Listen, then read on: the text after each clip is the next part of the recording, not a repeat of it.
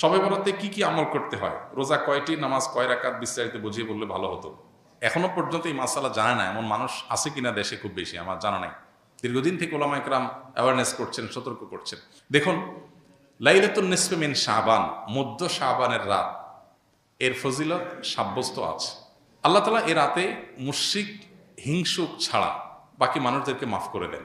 এবং এ রাতের ফজিলত সংশ্লিষ্ট আরো অনেকগুলো হাদিস আছে যেগুলো জয়ীফ সূত্রে বর্ণিত, কিন্তু এই একটা হাদিস গ্রহণযোগ্য সূত্রে বর্ণিত হওয়ার কারণে অন্য যেগুলো আছে সবগুলোর একসাথ করলে মোটা দাগে লাইলাতুন নিসফে মিন শাবান বা মধ্য শাবানের রাত, এটার নাম আমরা শবে বরাত দেই।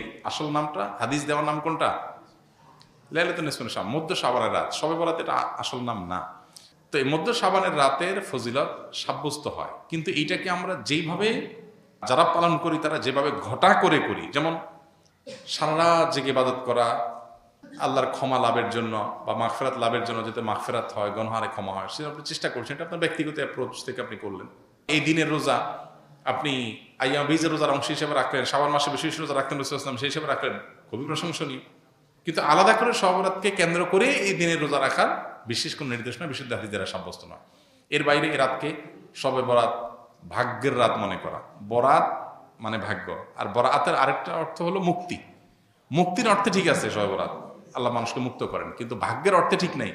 সূরা দুখানের শুরুতে আল্লাহ বলেছেন, ফিহা ইউফরাকু কুল্লু আমরিন হাকিম ইন্না আনজালনাহু ফি লাইলাতিন মুবারাকাহ ইন্না কুন্না মুনজিরিন। আল্লাহ বলেছেন, কোরআন আমি একটি বরকতময় রাতে নাজিল করেছি। কোন রাত সেটা? ওই যে ইন্না আনজালনাহু ফি লাইলাতিল কদর। আরেক জায়গায় আল্লাহ বলেছেন, কোরআন আয়াত আর আয়াতের ব্যাখ্যা করে আল্লাহ বলেছেন, ফিহা ইউফরাকু কুল্লু আমরিন হাকিম। যে রাতে কোরআন নাজিল হয়েছে সে আয়াতে, সে রাতে গুরুত্বপূর্ণ সব বিষয় ধার্য করা হয়। তার মানে লাইলাতুল কদরই গুরুত্বপূর্ণ বিষয়গুলো ধার্য করা হয়। অতএব সব রাতে ভাগ্য নির্ধারণ করা হয়, এটি বিশুদ্ধ মত না।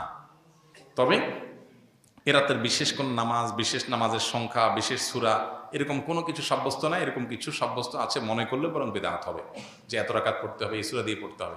আল্লাহর মাগফিরাত লাভের জন্য আপনি যদি চেষ্টা করেন সেটা প্রশংসনীয়, সেটা ভিন্ন বিষয়। প্রত্যেক রাতেই তো আপনি আল্লাহর মাগফিরাতের জন্য চেষ্টা করা কর্তব্য বা করা উচিত।